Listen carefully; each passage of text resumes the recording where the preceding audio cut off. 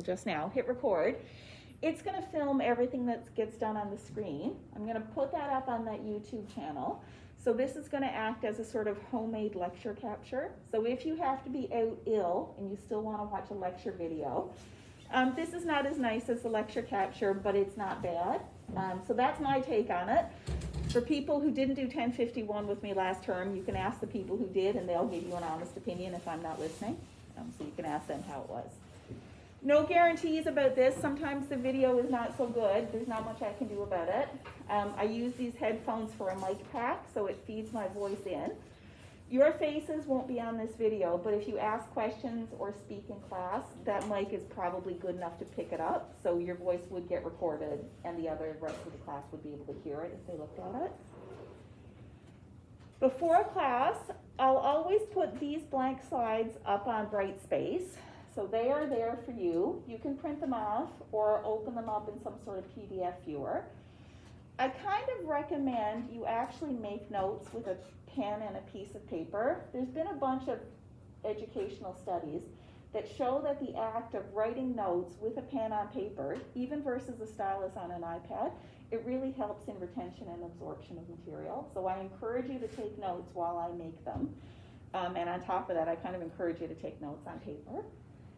After class, make sure you're going through everything. I'll be posting homework questions almost every day. This is not something I'm going to collect and grade. This is something for you to use to study and make sure you understand the material. And then if you get stuck, please get in touch sooner rather than later to make sure you're not confused about what we're doing.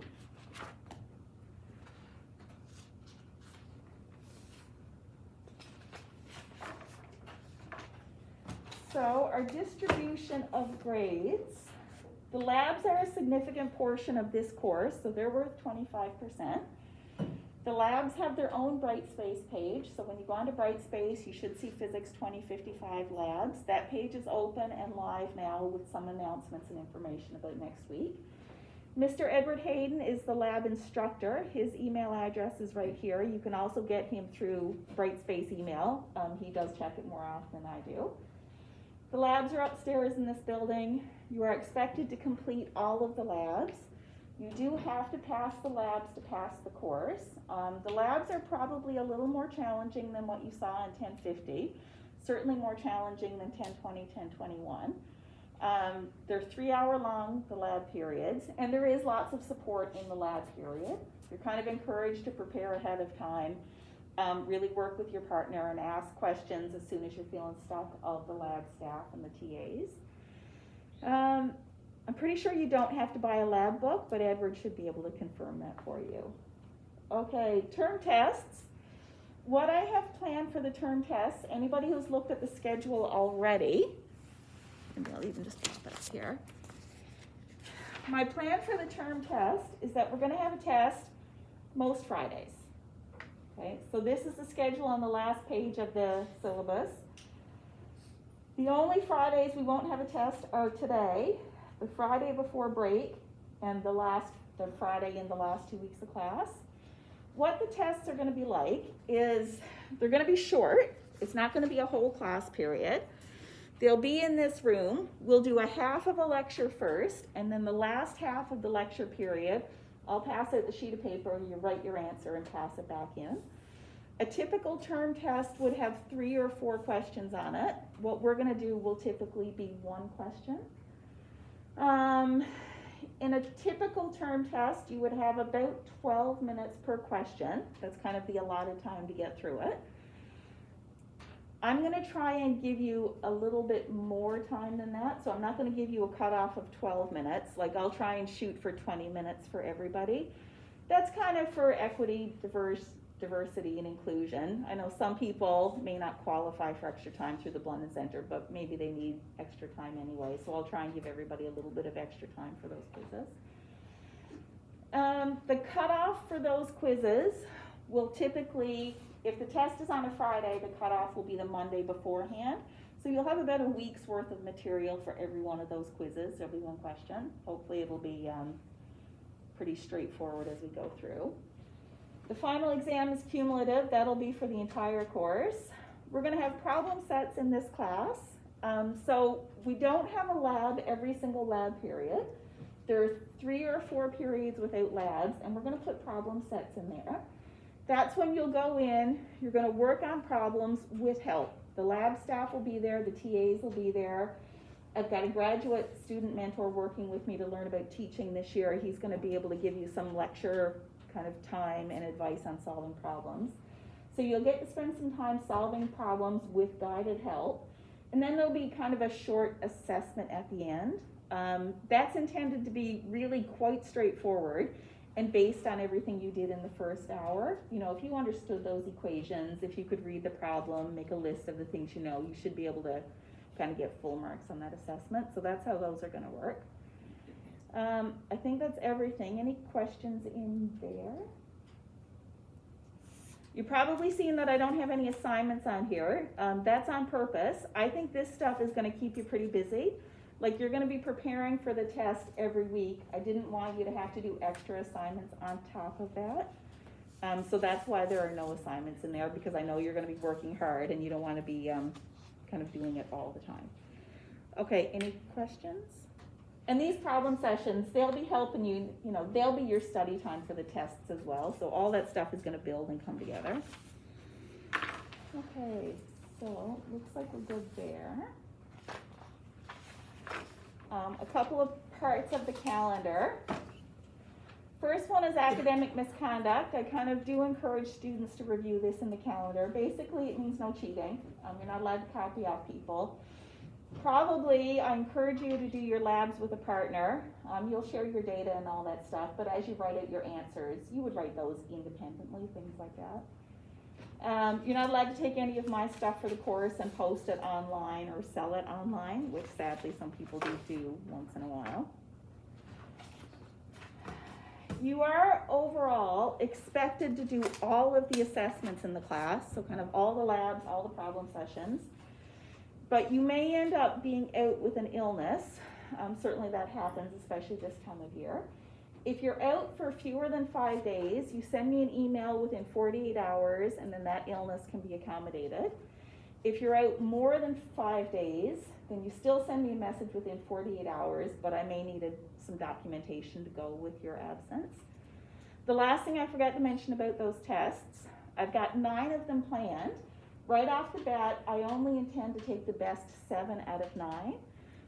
That's if you're absent due to illness, you have to go on a sports team, you're just having a bad week, you know, whatever reason, you might not do great on 2 of them. So right off the top, I plan to drop 2 of those bad tests. However, you know, that does accommodate illness and all that stuff.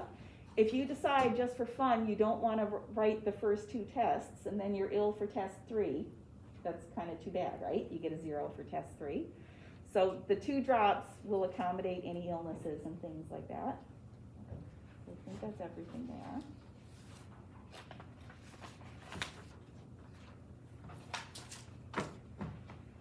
So I definitely like to tell people that I expect they can do really well. The course is going to go pretty fast. Like, we've got a lot of topics and it's going to come together.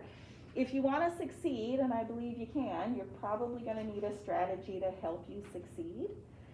So the lectures are going to be part of that. You know, when I give a course, I think about what are the key takeaways, what do you need to learn from this class, and that's what I build the lectures around, and that's what goes on the tests. So try and stay focused with the lectures.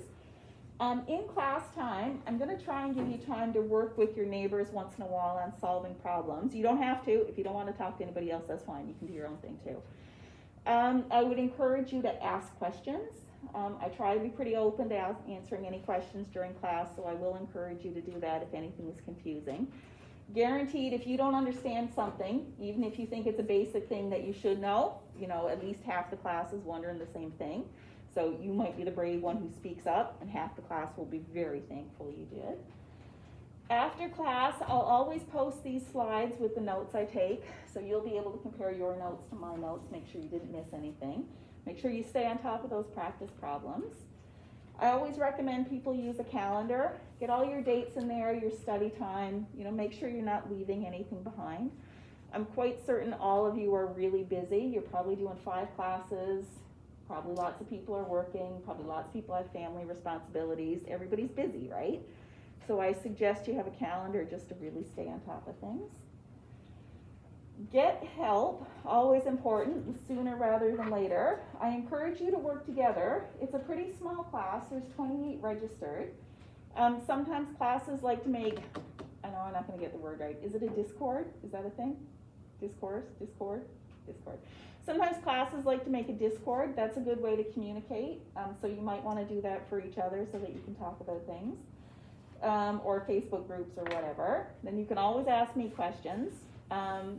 Edward and Merrick in the labs, they're good to ask questions too. You can't exactly use the help center for the whole course, but for the first half of the course, you can probably pop into the help center if you want to, because we'll be doing some basic electric field stuff there, so it's probably fun for the first bit. And then my last bit, I didn't give out any of these in 1051 last term, so I'll hope for 2055.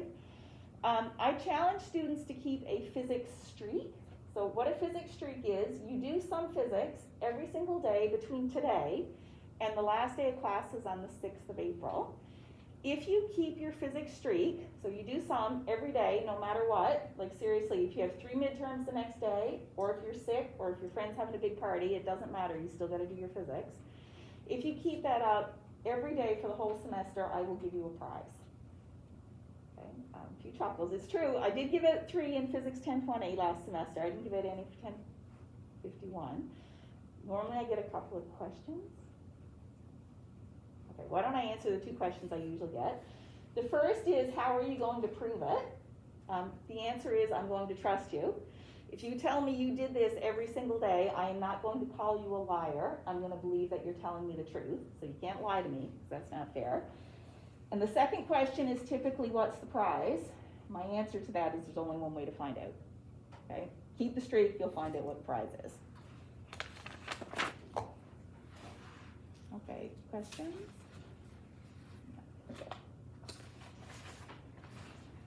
So I know last semester was a little bit funny and we settled in. Certainly we saw struggles across the board for all the undergraduate students, well, the graduate students too for that matter. So hopefully everybody kind of has the gist of university life now. But winter can still be kind of a tough time. You know, it's dark, it's dreary, maybe you're a bit tired. So if you find you're struggling with things, there's lots of resources there for you. Student wellness has a lot of stuff for your physical and your mental health, both in person and online. The Blunden Center is there for academic accommodations if I can't meet them in the classroom myself. And if you're just having a tough time and you don't know where to go for help, if you reach out to me, if I can't help, chances are good I can find the person who can. So you don't have to suffer in silence. You know, if you need something to make your life here better, we can try and arrange that for you. Okay, that's it for the intro to the class. Does anybody have any questions about anything? No? Okay, well let's jump right in with our material.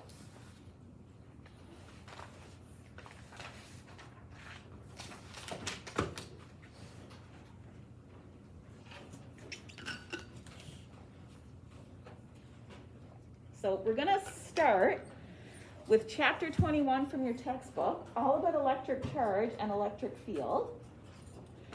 Most of what we're going to do here is going to be review, because I expect that you're feeling pretty comfortable with this material from Physics 1051 or 1021.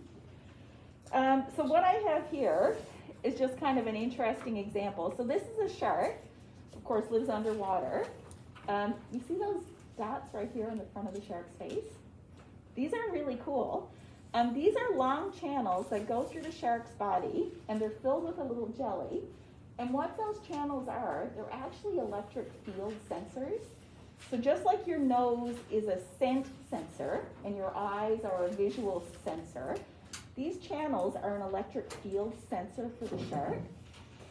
So often the sharks prey as little animals under the ground at the bottom of the ocean. Those little animals, when they move, when they twitch their muscles, muscle twitching happens because of a change in electric field. When they twitch, he senses it. So just like our ears hear things, he feels those twitches in electric field. That's how he can find the prey underneath the ground. So I think that's kind of cool. Yeah, so we're going to jump in, we're going to review point charges, and then we're going to start with the electric field due to charge distributions.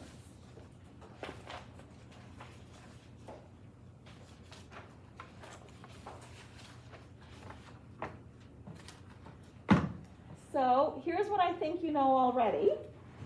First of all, the nature of charge, the fact that charges can be positive or negative. Protons are little positive charges with positive E, the fundamental charge for the size of the charge. Electrons are negative charges with charge negative E, where E is 1.6 times 10 to the minus 19. The fact that charge is quantized, except for quarks because they're weird. So charge is quantized, everything is made of protons and electrons. Like charges repel, opposite charges attract. Charge flows through a conductor and doesn't flow so much through an insulator. So I'm assuming all that stuff is good. If you're a little shaky, you can go back and review it. And then I assume you're good with Coulomb's law that says the force is K times Q1 times Q2 over R squared. In physics 1051, 1021, typically you would write these with absolute value signs for your charge. And then you would think about the fact that they attract or repel. We can also write it using a unit vector. So how you would do this, let's say this is balloon 1, this is balloon 2. You've rubbed them on your hair so that they're both positive charges. Balloon 2 is going to feel a force due to balloon 1. It's going to be repulsive. It gets pushed away. So there's the force on balloon 2. The distance between their centers would be called R. And then this unit vector right here, so just like I hat is a unit vector that points in the x direction, j hat is a unit vector that points in the y direction. This r hat is a unit vector that points from balloon 1 towards balloon 2. So there's a unit vector notation. When we use this sort of notation with Coulomb's law, you keep the signs of your charge. And this takes care of whether they attract or repel.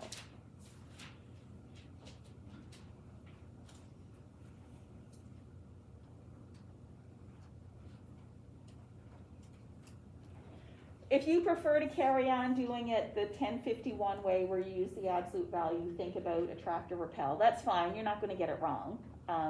But we will be using this unit vector notation a fair bit, especially when we come to magnetic fields. Okay, so this is going to keep coming up. So that's Coulomb's law for electric force. We know that electric field is the agent of the electric force. It describes how the charge knows what force to feel. Electric field is the electric force per unit charge, so it's our force divided by charge. We can write it in the same sort of notation. Our electric field is K times Q over R squared with this unit vector again. So if we had a positive charge Q here, and we wanted to find the electric field at some point, we would know that it points away because electric field points out of a positive charge. The distance from the charge to the point is what we call R, and R hat, our unit vector, would go from our charge to our point. And in this one, we also keep the sign of the charge. So this is what tells us that electric field is out of a positive but in towards a negative.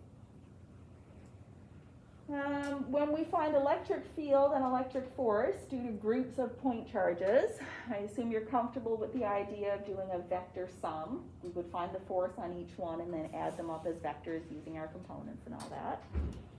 And then electric field lines, it's a way to map out the electric field. We know those go out of a positive into a negative. It's proportional to the size of the charge. And the density of the lines tells us about the strength of the electric fields. Okay, so I'm going to work on the basis that you're comfortable with all of that material. Any questions? We are going to do a recap rather quickly, but we will go through it all the same. And we're going to review it by talking about electric dipoles. An electric dipole is two small equal and opposite charges, and they're separated by a small distance. I got a picture on the next page and we'll get to it. An important example of an electric dipole, and I just took this from your book and I really like it, it's a great example, is a water molecule. So water molecules are two hydrogens and an oxygen. The net charge on a water molecule is actually 0, so it does add up to be 0, but the way that it bonds forms a little triangle so that we get a hydrogen end, which is overall positive, and an oxygen end, which is overall negative. So a water molecule is neutral overall, but one end is positive and one end is negative. That has a lot of implications, and that sort of chemical bonding is probably why we're alive in the first place. Because of the strength of the bond, water has a low boiling point, which means we don't boil when the sun comes out, so it just stays liquid up to 100 degrees. The second thing is because we have a positive end and a negative end, water is a solvent for a bunch of things. So if you pour some salt in water, the sodium, which is positive, will line up with the oxygen end, and the chlorine, which is negative, will go to the hydrogen positive end. And that way the sodium chloride, the salt, will dissolve into the water. The reason that that's important is that we need a whole bunch of those chemical reactions in our bodies just to live. So blood is water-based, so many things can happen in blood because it's a dipole. So there's kind of some context for why dipoles are important. So now for our example that we'll go through.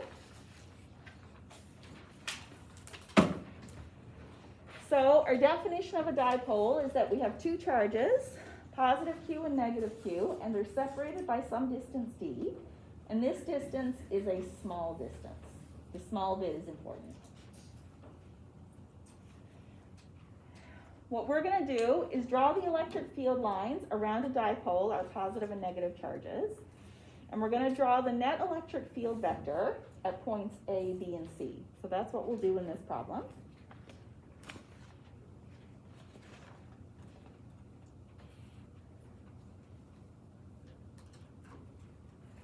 So let's start with the electric field lines.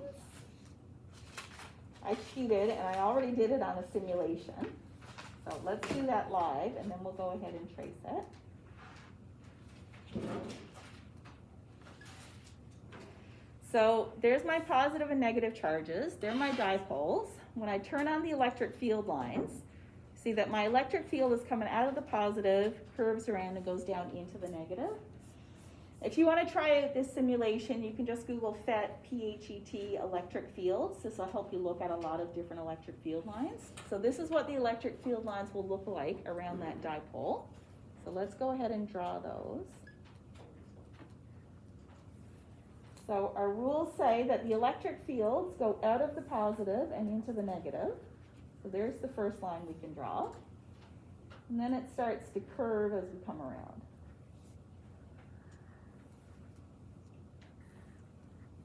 Because they have exactly the same size charge, they would have exactly the same number of electric field lines. Okay? So if you were drawing it, it would look something like this, which matches what we see in that PHET simulation. Okay, questions there? It's pretty straightforward.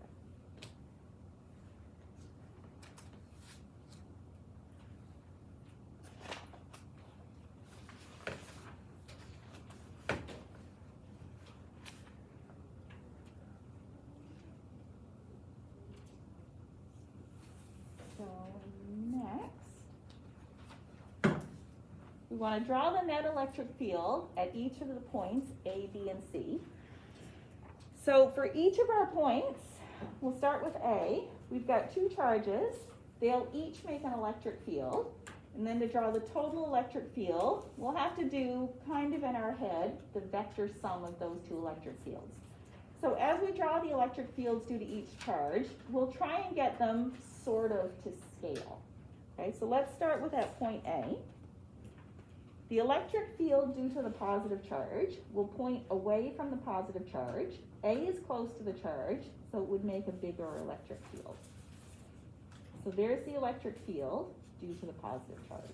It's a vector, so we label it as a vector. Then if we want to do the electric field due to the negative charge, that negative charge is further away. That electric field is going to be smaller, and it's going to point straight towards that negative charge. So So I'm going to draw a shorter line there and label that E due to the negative charge. Everybody good with those two? For our total electric field, then we've got a big field up, a small field down. The net field will be a smaller field that points up. So there would be the net electric field, which is the field from the positive charge added to the field from the negative charge, where we remember that we're doing a vector addition, right? So the direction counts. So that's the field, what it looks like at point A. And then we can also do at point B. So let's do the same thing. Our electric field at point B, due to the positive charge, is going to point straight away from it. Here's our E plus.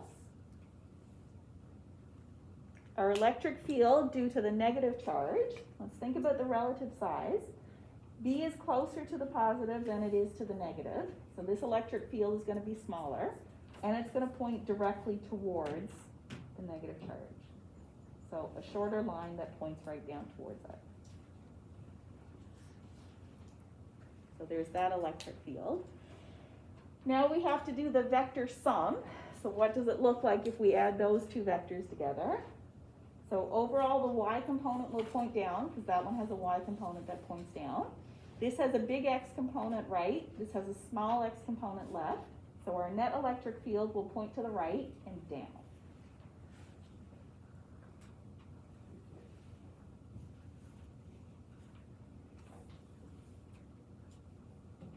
There's our total electric field vector there. The last one we can do is part C at point C. So our electric field due to the positive charge is going to point straight away from it.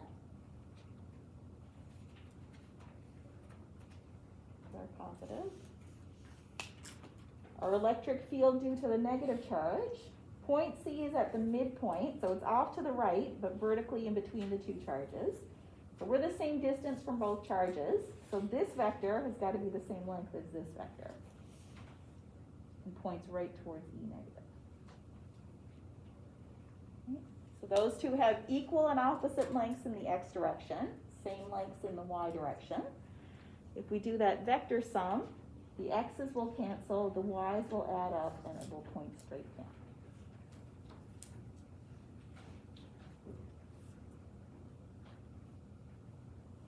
Everything okay there? And then if we wish, we can confirm that on our sensor.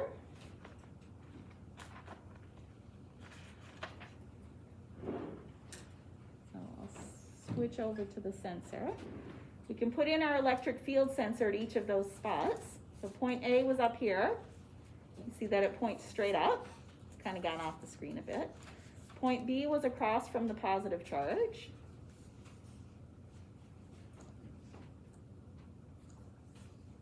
Probably didn't line it up all that well. It's supposed to be, yeah, so point B was right here, so that's to the right and down, what we expected. And C was right here and points straight down. So this sensor backs up what we were just saying, what we just drew. Okay, so it's good when our simulation lines up with our expectation. So now the next thing we'll do is let's go ahead and let's find the total electric field at point A, which is a common thing to do for an electric dipole. So our new task will be find the net electric field at point A. Here it's going to be important to remember that this distance d between the two of them is very small. So our strategy is we're going to do a vector sum, and then we're going to figure out how do we incorporate the fact that that d is small compared to where we're finding the field. So those are the things we're going to keep in mind as we go. So our total electric field at point A is going to be the vector sum of the electric field due to the positive charge plus the electric field due to the negative charge. Let's go ahead and draw those two fields again. So due to the positive charge, it pointed straight up and was kind of long. Due to the negative charge, it pointed down and was shorter. If we're going to do a vector sum, let's start to think about what those components are. So our E plus, the electric field due to the positive charge. It's the magnitude of the vector, E plus, and it points straight up, so we can write it with a J hat for straight up or in the Y direction. So our coordinate system will have positive X to the right and positive Y up. For our E minus, similar deal, it points down, so it's going to be in the negative direction. It's got a magnitude of E minus, and down for J hat. Okay, so now we've written those two as vectors with a vector notation. We'd like to know these magnitudes so that we can put it in our equation. So the magnitude of E plus is going to be K times the charge times the distance between our point and our charge, which for the moment I'll label R plus, and that's got to be squared. So let's put that in the picture. So R plus goes from here to here. Let's write down a similar thing for R minus, or E minus.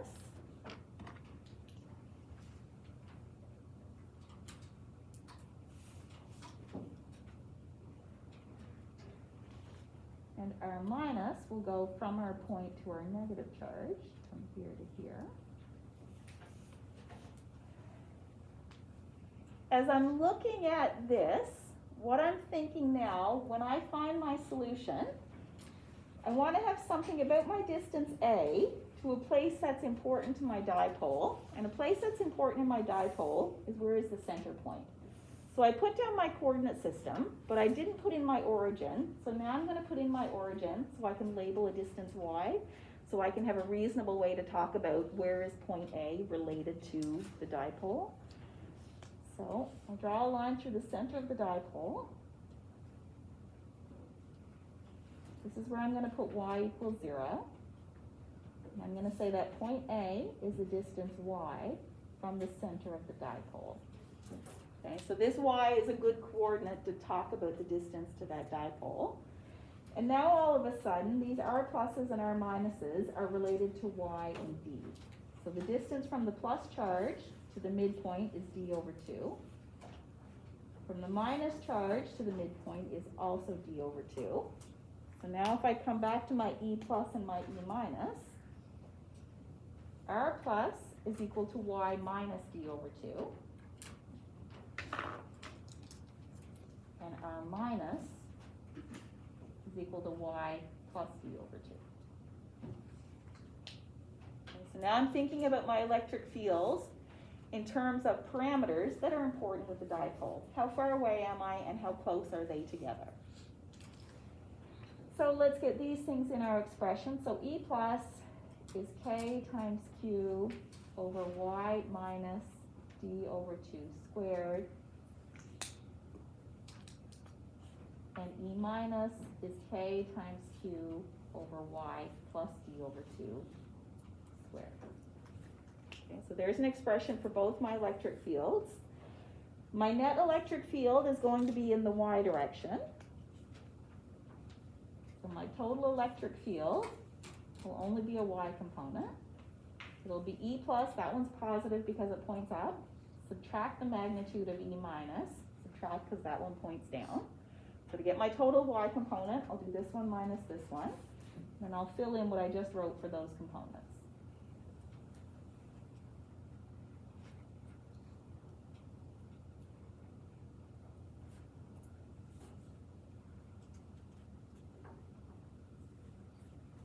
Okay. Everybody with me so far? My next step in the algebra, I'm going to take K and Q outside. So I've got K and Q in both terms. I'll take that outside, and then I'm going to try and deal with my Y and my D terms.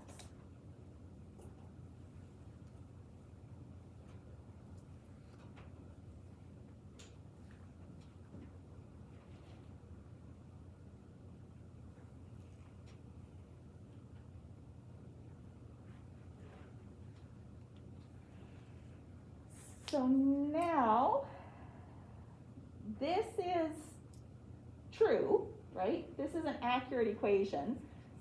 but it's not very pleasant, and it's not, when you look at it, it doesn't give you a good sense of what that electric field is. So let's try and get a result for this. Let's apply some algebra to these terms, and let's get a better descriptor of what this electric field is going to be.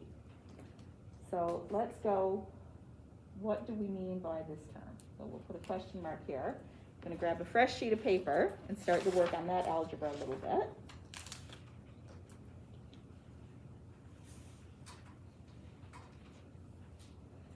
So I'll write that term down again. 1 over y minus d over 2 squared. First, a little bit of math magic. That's 1 over y minus d over 2. I'm going to multiply by y over y. Kind of a math thing. You can always multiply by 1 and you can always add 0. So y over y is just 1. You're allowed to do that. So now I've got a y here and a y here. I'm going to take those outside.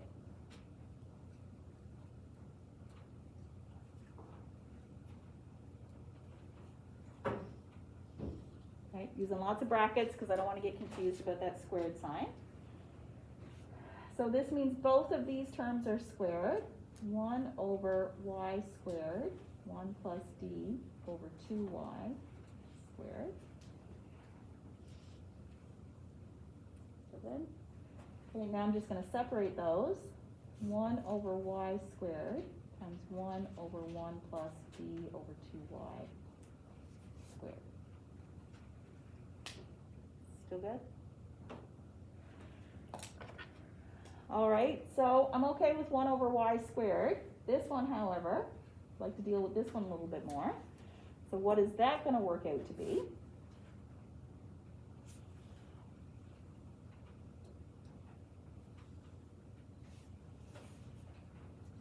Oh my goodness, I switched to a plus.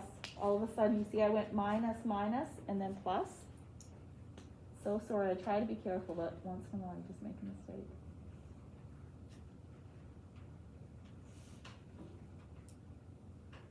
Okay, yeah, that's all good now. All right, and if I do this in class, please do speak up if you notice it, because it's way better to catch a typo like that sooner rather than later. Okay, so 1 over 1 minus d over 2y squared. First thing I'm going to do is just deal with this squared. So that's 1 minus d over 2y times 1 minus d over 2y. Okay, so that's how you square something. Now I'll just multiply either of those terms. Kind of in high school, you probably call that FOIL method. So you multiply out each of those terms. 1 times 1 is 1. Minus d over 2y minus d over 2y. Minus d over 2y times minus d over 2y is plus d squared over 4y squared. Now we come to more or less the reason we're doing this. I am keeping an eye on the time. The clock here is a bit wonky. I'm just going to go by cell phone time. So we still got about 5 minutes left. We said that d was really small. So if d is very small, it means y is a good bit bigger. D is a lot less than y. So d squared over 4y squared, that's about 0. Okay, so now we're going to simplify this term a little bit. This is approximately equal to 1 minus d over y. Okay, so this is getting us somewhere. Still don't love this one. So let's multiply top and bottom by 1 plus d over y. Okay, again, we're just multiplying by 1, and I'm doing this to give myself a term that's easier to deal with. So this gives me 1 plus d over y on top. And then on the bottom, I'm going to multiply those terms together. So 1 plus d over y on top. On the bottom, 1 times 1 is 1, minus d over y, plus d over y, plus minus d squared over y squared. Okay, I'm back to my same approximation. D is a lot smaller than y, so d squared over y squared is about equal to 0. That's smaller than the rest of the terms. And then minus d over y plus d over y, that's equal to 0. So this whole term is about equal to 1 plus d over y. So this is an approximation of what this is. So this is about equal to 1 over y squared times 1 plus d over y. And now I can come back and put that in here. Okay, so I've got a simpler form to deal with right here. And the last thing I will say is that you can go through the whole process for this one and find a similar result. 1 over y minus d over 2 squared is about equal to 1 over y squared times 1 plus d over y. Okay, so we can show that that's true by following the same process. I'm going to put both of those results in my electric field here.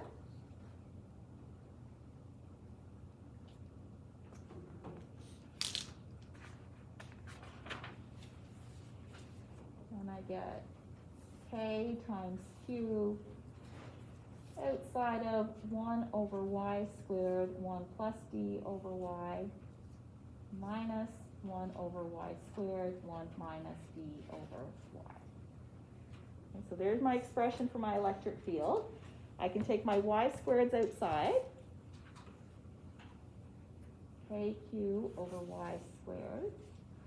When I do that, I've got 1 plus d over y minus 1 plus d over y. So 1 minus 1 is 0. K times Q times 2d y squared times y, and give us y cubed. Okay. So d over y plus d over y gives us 2d over y. Then in our denominators, we've got y squared times y to give us y cubed. Okay, this is starting to get to be a pretty meaningful result. When we get here, we notice we have something, charge times distance. This is really important because the dipole depends on the charge and it depends on the distance. Charge times distance is a new thing, and it's called dipole moment. That has a symbol of P, which is Q times D. Dipole moment is a vector. It's Q times D, and it points from negative to positive. So then our net electric field is equal to K times 2 times the dipole moment divided by y cubed. So the electric field at some point along the axis here depends on the dipole moment, Q and D, and it depends on how far away we are. So doing that approximation gives us a good descriptor of how to find the electric field. Okay, any questions? Okay, so I'm going to say for a homework question, why don't you try and do it for points B and C? I will post the answers so you can follow along and compare what you get to what I got. And then at the start of the next class, we'll look at what happens when we put this dipole in an electric field. So we'll do that at the beginning of the next class. We still have like 1 minute left, but that's not long enough to do that part, so we'll quit there for today.